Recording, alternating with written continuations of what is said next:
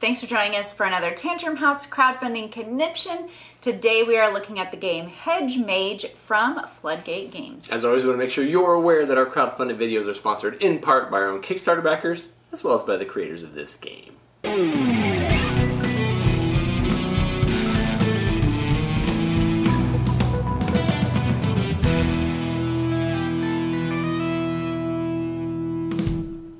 Hey gang, thanks for joining us at Tantrum House Studio 3. I'm Will Meadows. And I'm Sara Meadows. Today we're talking about the game Hedge Mage from Floodgate Games.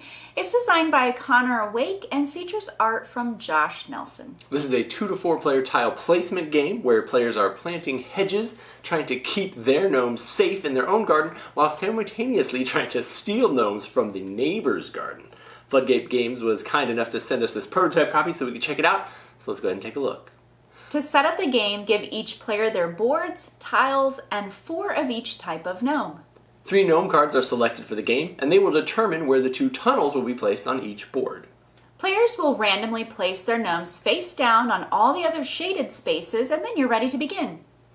Each turn, a tile card is revealed, and everyone will place that hedge tile onto their own board. Tiles cannot be placed in a way that would form a 2x2 solid hedge or wall off any entire areas of the map. All players will receive 1 movement point for the tile they just placed, plus 1 for each sigil from any previously laid tiles that align with the column or rows of the new tile. So in this case, you'd get 4 movement points. Next, all players will use their acquired movement points and move each one of their mages in the garden of the player to their right, trying to pick up and deliver gnomes to the tunnel points. Mages can pick up and carry gnomes, and if a player is able to match the configuration of the appropriate gnome card, the gnome will wake up and then may use movement points to move as well. Gnomes can be lifted and travel on top of hedges to attempt to take a shortcut through the garden. Any gnomes that make it to a tunnel will escape the rival garden and will unlock bonus actions. Once 10 tile cards have been played and the mages have finished traveling, points are tallied and the player with the most points wins.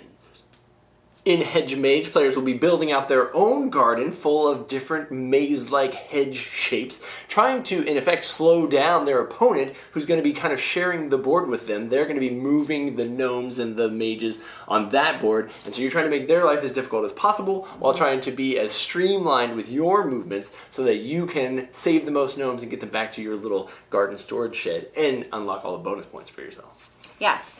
In the setup of the game, you get to pick, or you can randomly pick, one of each of the gnome cards, and that will determine what the requirements are to wake them up and make them animated.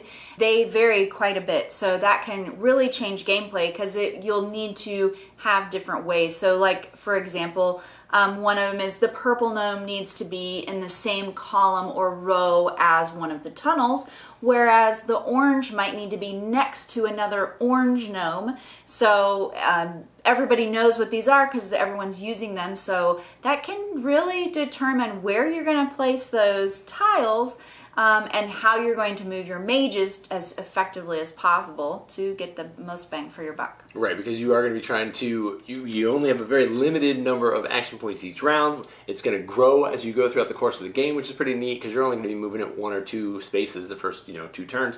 But then once you get later in the game, you might get 5 action points, and that's really handy because you're not only going to move each mage 5 times, you can also move each gnome that's awake. Yeah. So then you can really start covering some ground. You pick up the gnome, carry him 5 spaces, then the gnome hops off and travels 5 more spaces, and that's how you're actually going to get to achieve the goals in the game, which is pretty neat. And then you've got, of course, the 2 levels, basically, where you're working on the ground and on the hedges. Yeah, so each color of gnome, one of those will get to move the number of points that you have, and each head mage can move.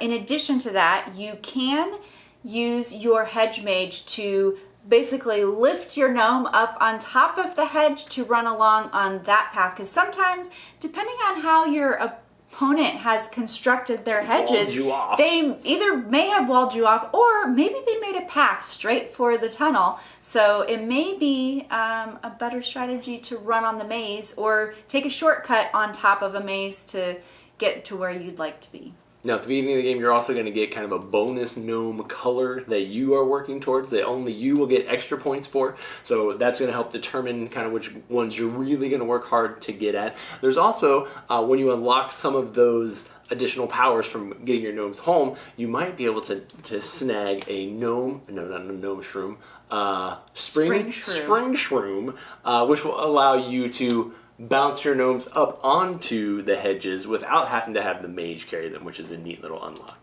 Yeah.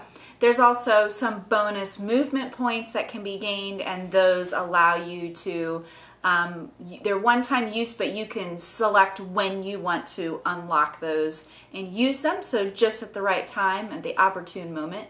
And then there's also an extra one-by-one single little hedge that you can add to your board, and that will hopefully allow you to have an extra sigil to count up for movement points for later turns. There is also one other tile in the game that we didn't talk about, which is a super handy tile. It's a little nubby tile, small tile that you can use instead of playing the tile that is actually required for the round. And sometimes that's super helpful. It might give you the opportunity to just perfectly block off your opponent where they were headed, or it might allow you to get a bunch of additional action points, or it might just fit. You might have placed tiles in a way that there may not be a place for it to fit because you can't make bushes or big sections of solid hedge or break off and cut off sections that are not accessible on the map. So you have to be able to get to every space on the map freely without having them walled off. So